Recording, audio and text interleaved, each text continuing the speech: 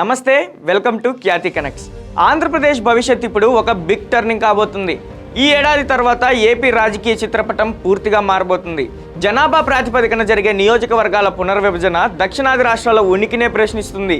అయితే ఈ గండం నుండి రాష్ట్రాన్ని కాపాడాల్సిన ముఖ్యమంత్రి చంద్రబాబు నాయుడు వైఖరి ఇప్పుడు పెను సంచలనంగా మారింది. ఒకప్పుడు జనాభా నియంత్రణలో రాష్ట్రాన్ని నెంబర్ 1గా నిలిపిన బాబు ఇప్పుడు జనాభాను పెంచాలంటూ వింత వాదనను తెరపైకి తీసుకొచ్చారు. ఇది మిత్రధర్మం కోసం కేంద్రానికి ఇస్తున్న సంకేతమా, లేక రాబోయే ప్రమాదాన్ని పక్కదారి పట్టించే ఎత్తుగడనా? దక్షిణాది ముఖ్యమంత్రులు కేంద్రంపై పోరాటం చేయాలని ప్రకటిస్తుంటే చాణుక్యుడిగా పేరున్న చంద్రబాబు ఎందుకు వెనకడుగు వేస్తున్నారు? ఈ రోజు మన పాయింట్ ఆఫ్ వ్యూలో చంద్రబాబు అనుసరిస్తున్న ఈ నెగిటివ్ వైఖరి ఏపీకి ఎలా ముప్పు తెచ్చిపెట్టబోతుందనేది చూద్దాం. Break silence. Talk about population management. ఈరోజు మీరు కానీ మాట్లాడకుండా ప్రతి ఒక్క కపుల్, ప్రతి ఒక్క ఆడబిడ్డ 2 కంటే ఎక్కువ పిల్లల్ని ఉత్పత్తి చేయాలి అంటే కనాలి. ఈ మాట మాట్లాడాలి మీరు. ఆంధ్రప్రదేశ్ రాజకీయాల్లో ఇప్పుడు ఒకటే చర్చ. ముఖ్యమంత్రి చంద్రబాబు నాయుడు గలం విప్పిన డీలిమిటేషన్ అంశం పెనుదుమారం రేపుతుంది.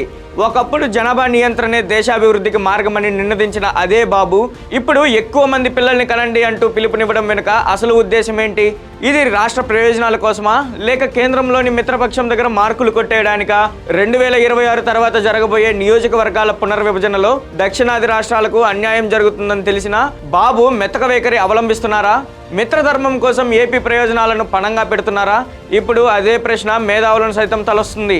గతంలో ఉమ్మడి ఆంధ్రప్రదేశ్కు ముఖ్యమంత్రిగా ఉన్నప్పుడు చంద్రబాబు జనాభా నియంత్రణలో దేశానికే ఆదర్శంగా నిలిచారు. కానీ ఇప్పుడు సీన్ రివర్స్ అయింది. దక్షిణాది రాష్ట్రాలు జనాభాను నియంత్రిస్తే ఉత్తరాది రాష్ట్రాలు జనాభాను పెంచుకుంటూ పోయాయి. ఫలితంగా డీలిమిటేషన్ జరిగితే జనాభా ప్రాతిపదికన ఉత్తరాదికి ఎంపీ సీట్లు పెరుగుతాయి, క్రమశిక్షణ పాటించిన దక్షిణాదికి సీట్లు తగ్గుతాయి. ఈ ప్రమాదాన్ని పసిగట్టిన తమిళనాడు సీఎం స్టాలిన్ లాంటి వారు కేంద్రంపై యుద్ధం ప్రకటిస్తుంటే చంద్రబాబు మాత్రం కేవలం పిల్లల్ని కనండి అనే సలహాతో సరిపెడుతున్నారు. ఇది నెగిటివ్ టాక్ కు దారితీస్తుంది. జనాభా పెంచడం అనేది రాత్రికి రాత్రి జరిగే పని కాదు. మరి బాబు ఎందుకు ఈ విషయాన్ని సీరియస్గా కేంద్రం దగ్గర తేల్చడం లేదు? కేవలం ఎన్డీఏలో భాగస్వామ్యంగా ఉన్నందున నోరు విప్పడం లేదా? రాజకీయాల్లో మిత్రధర్మం ముఖ్యం, కానీ అది రాష్ట్ర ఆత్మగౌరవాన్ని తాకట్టు పెట్టేలా ఉండకూడదు. ప్రస్తుతం ఏపీకి ప్రత్యేక హోదా లేదు, నిధుల కొరత వేధిస్తుంది. ఇలాంటి తరుణంలో డీలిమిటేషన్ వల్ల ఏపీ ప్రాతినిధ్యం పార్లమెంట్లో తగ్గితే భవిష్యత్తులో మన గొంతు పార్లమెంట్లో వినిపించే నాదుడే ఉండరని రాజకీయ వర్గాలు భావిస్తున్నాయి. చంద్రబాబు అనుసరిస్తున్న ఈ వైఖరి చూస్తుంటే ఆయన కేంద్ర పెద్దలను నొప్పించడం ఇష్టం లేకనే మౌనంగా ఉన్నారా అన్న అనుమానం కలుగుతుంది. ఒకవైపు ఉత్తరాది ఆధిపత్యం పెరుగుతుంటే దక్షిణాది అగ్రనేతగా బాబు ఎందుకు గట్టిగా నిలబడలేకపోతున్నారు? మిత్రధర్మం కోసం చేస్తున్న ఈ రాజీ ఏపీకి కోలుకోలేని దెబ్బ కాబోతుందా? కొందరు విశ్లేషకులు మాత్రం బాబు పరోక్షంగా కేంద్రానికి హెచ్చరికలు పంపిస్తున్నారని, కానీ గ్రౌండ్ లెవెల్లో కనిపిస్తున్నది మాత్రం వేరు.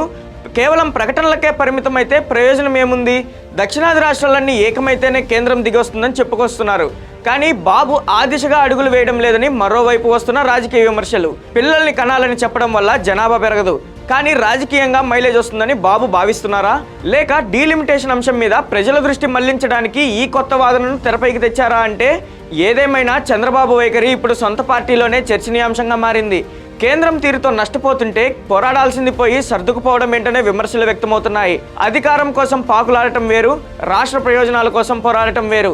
చంద్రబాబు అనుభవం ఇప్పుడు ఏపీకి రక్షణ కవచంగా నిలబడాలి, కానీ ఆయన ప్రస్తుత వైఖరి చూస్తుంటే నెగిటివ్ సంకేతాలను పంపిస్తుంది. మిత్రధర్మం పేరుతో మౌనం పాటిస్తే రేపు చరిత్ర మనల్ని క్షమించదని రాజకీయ వర్గాలు మండిపడుతున్నాయి. నియోజకవర్గాల విభజన అనేది ఏపీ రాజకీయ ఉనికికి సంబంధించిన సమస్య. ఇక్కడ రాజీ పడితే భవిష్యత్తు తరాలు ఢిల్లీకి బానిసలుగా మిగిలిపోయే ప్రమాదం ఉందని ఆందోళన వ్యక్తం చేస్తున్నాయి. మరి బాబు ఇప్పటికైనా తన గొంతును సవరించుకుంటారా? మిత్రపక్షాన్ని నిలదీసి ఏపీ హక్కులను కాపాడతారా, లేక మిత్రధర్మమే పరమావధిగా ముందుకు సాగుతారా అనే ప్రశ్నలకు బాబు సమాధానం ఎలా ఉండబోతుందోనని ఆసక్తిగా చూస్తున్నారు.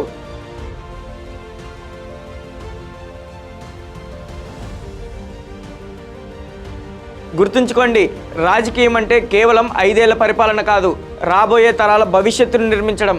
డీలిమిటేషన్ విషయంలో ఇప్పుడు మనం మౌనంగా ఉంటే రేపటి రోజున పార్లమెంట్లో మన గొంతు మూగబోవడం ఖాయం. చంద్రబాబు నాయుడు తన అనుభవాన్ని మిత్రధర్మం కోసం కాకుండా రాష్ట్ర ఆత్మగౌరవం కోసం ఉపయోగించాల్సిన సమయం ఇది. ప్రజలు అధికారాన్ని ఇచ్చింది ఢిల్లీకి తలవంచడానికి కాదు, రాష్ట్ర హక్కుల కోసం పోరాడడానికి. మరి బాబు తన పందాను మార్చుకుంటారా, లేక చరిత్రలో ఒక అపరాధిగా మిగిలిపోతారా? వేచి చూడాల్సి ఉంది.